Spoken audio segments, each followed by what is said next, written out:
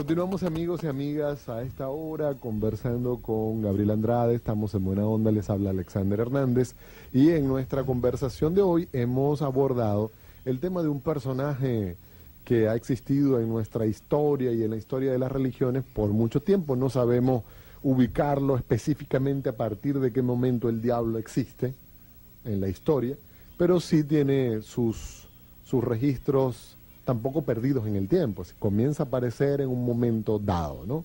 Hay otro cuento que les quería contar, es un cuento de la tradición popular de Finlandia, y dice así: una vez el diablo quiso comprar un poco de madera, así que fue a una casa y preguntó si tenían madera para vender. El granjero accedió a venderla, a venderle un poco, pues el comprador ofrecía pagar un buen precio. Bien, dijo el granjero, cuando hubieron cerrado el trato: te vendo todos los árboles de mis tierras, que no sean rectos ni retorcidos. Así que fueron a echar un vistazo al bosque. El diablo se puso a saltar de un árbol a otro diciendo: este es retorcido, este es recto, este es retorcido, este es recto. Y así con todos los árboles, hasta que al final no le quedó por ver ni uno que no fuese recto o retorcido. De manera que el diablo se quedó sin una mala ramita, pese a que había pagado por adelantado. Granjero malvado, exclamó, me has engañado con la venta de leña y me has dejado sin nada. Bueno, supieras, Alex, por supuesto, cuando tú me hablas de Finlandia, yo estaba pensando, antes de que lo leyeras, en la Finlandia precristiana, pero yo sospecho que estos son después de que el cristianismo llegara a los países nórdicos. Pero eso refleja otro tema muy recurrente también en la representación del diablo, que es el diablo como tonto, como un gafo, como un ignorante. O sea, ya vimos uno que es el diablo envidioso que quiere ser como Dios. Exactamente, eso es un tema muy recurrente, pero esto también es una característica muy atribuida sobre todo en el cristianismo, y siempre se ha postulado la idea de que cuando Cristo salvó al mundo, según el cristianismo, venció al diablo, y de hecho lo engañó. En un principio, cuando Cristo murió, el diablo pensó que había vencido a la humanidad, sembrando el mal, claro, crucificando al Hijo de Dios, pero no se dio cuenta, es más o menos como lo planteaban los teólogos cristianos, no se dio cuenta de que haciendo eso se estaba venciendo él mismo, porque Cristo salvó a la humanidad con su muerte. Entonces esta idea del diablo como tonto es muy recurrente, pero me llama la atención también de ese cuento que acabas de leer, la idea de la transacción, de gente que quiere hacer negocios con el diablo, que esto también ha sido un tema muy recurrente en la literatura de Occidente. Yo no sé si en la literatura islámica, pero en la literatura de Occidente sí. Hay una historia muy famosa, la de Fausto, ¿la conoces? Sí. Y todo el tema de venderle el alma al diablo. Bueno, viene de Fausto, realmente. Fausto es una leyenda medieval, según la cual un hombre quería mucho conocimiento, ya era bastante eminente en las artes, en las ciencias, pero quería más. Y esto apela a un sentimiento que todos los seres humanos tenemos, por lo menos muchos profesores universitarios tenemos. Yo estoy seguro que tú lo tienes, yo lo tengo, que es el hambre del conocimiento, es decir, la cosa de querer conocer, ¿no? No nos va a alcanzar la vida para leer todos los libros, ver todas las películas que queremos ver. Siempre quisiéramos ver más. Entonces, frente a esa ansiedad, pues el autor de esta leyenda juega con la idea de que hubo un hombre que vendió su alma al diablo a cambio del conocimiento insaciable, ¿no? Del conocimiento vasto.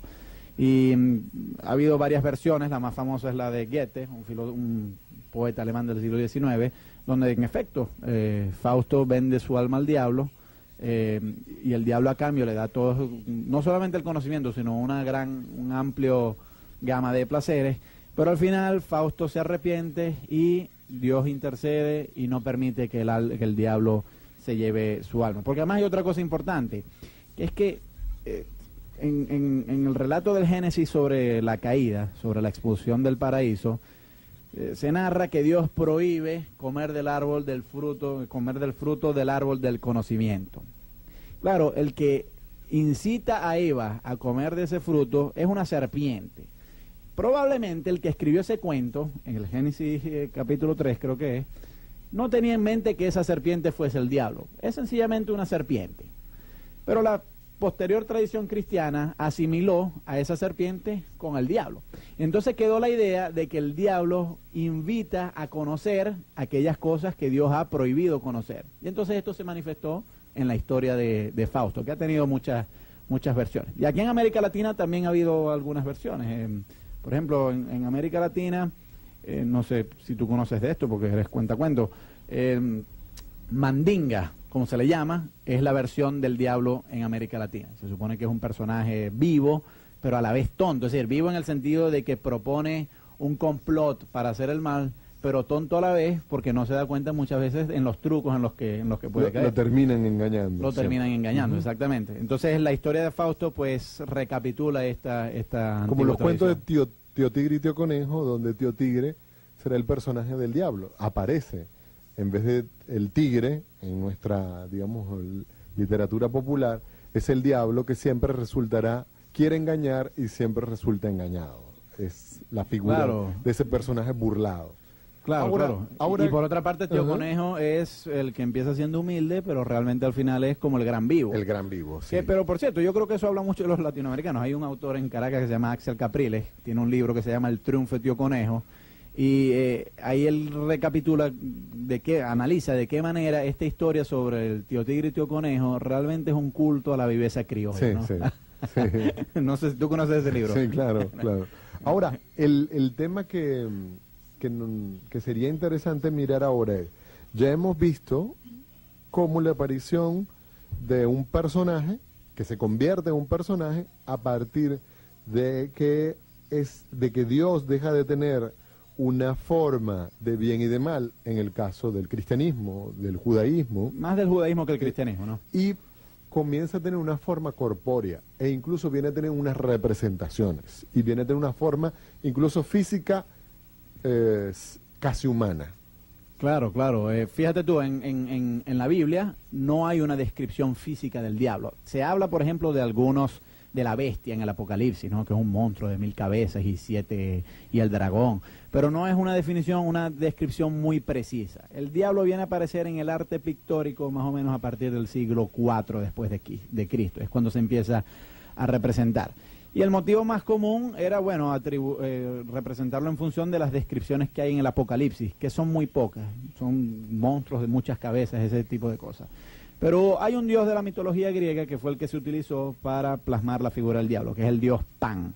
El dios Pan tiene unos cachitos, porque es atribuible al animal del chivo, y entonces los cachitos de Pan son asimilados a esta nueva figura que va a aparecer en el arte pictórico de inspiración cristiana, que es el diablo, y se empiezan a tomar varios elementos de la mitología griega para aglutinarlos en esta figura. El diablo, en términos pictóricos, en el arte occidental, es casi como un gran pasticho, o sea, se toman elementos de muchos dioses griegos, algunas descripciones del Apocalipsis, y se ponen todas juntas. Por ejemplo, el tenedor que usa el diablo, el pincho, eso es probablemente viene de Neptuno, el dios del mar, que lo utiliza.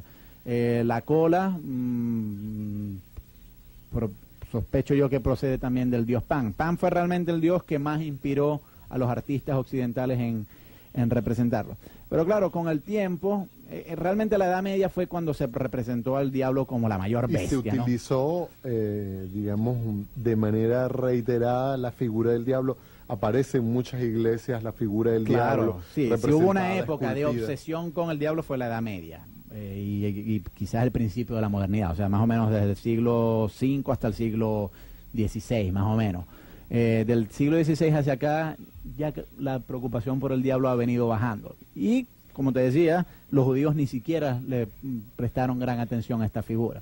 Pero esos 1000 años realmente son, la época dorada del diablo, en el sentido de que todo el arte, buena parte de la literatura, la teología, la música, tiene una gran preocupación por el diablo. Ya en tiempos modernos, más bien, como te decía en el segmento anterior, la figura del diablo adquiere otro matiz y se va haciendo como un personaje más noble, ¿no?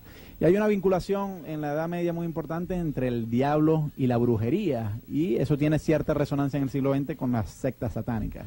Vamos a hablar de dos temas que nos quedan pendientes en el próximo segmento, el último de esta parte. Hoy estamos conversando con Gabriel Andrade sobre el personaje del diablo de manera particular y cómo ha influido en nosotros. Tal vez, como lo decía antes, El mencionar solo esta palabra nos da miedo, incluso asustamos a niños con cuidado que te va a salir el diablo.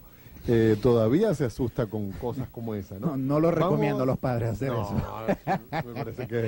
Me parece que es muy feo, ¿no? Sí. Pero bueno. Pero buena parte de toda una generaciones las asustaron con el diablo. Incluso todavía uno entra a iglesias, especialmente iglesias europeas, medievales, y la figura del diablo es casi más importante que los santos o que la misma figura de Jesús. Nosotros continuamos con San Alejo, un tema que se titula El Diablo.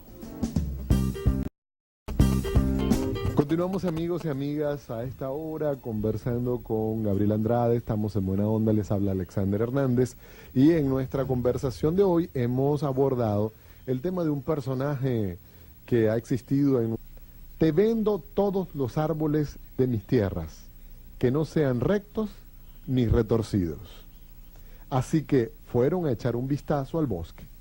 El diablo se puso a saltar de un árbol a otro diciendo, nuestra historia y en la historia de las religiones, por mucho tiempo no sabemos ubicarlo específicamente a partir de qué momento el diablo existe en la historia, pero sí tiene sus registros tampoco perdidos en el tiempo, comienza a aparecer en un momento dado, ¿no? Hay otro cuento que les quería contar, es un cuento de la tradición popular de Finlandia, y dice así: una vez el diablo quiso comprar un poco de madera, así que fue a una casa y preguntó si tenían madera para vender. El granjero accedió a venderla, a venderle un poco, pues el comprador ofrecía pagar un buen precio. Bien, dijo el granjero, cuando hubieron cerrado el trato,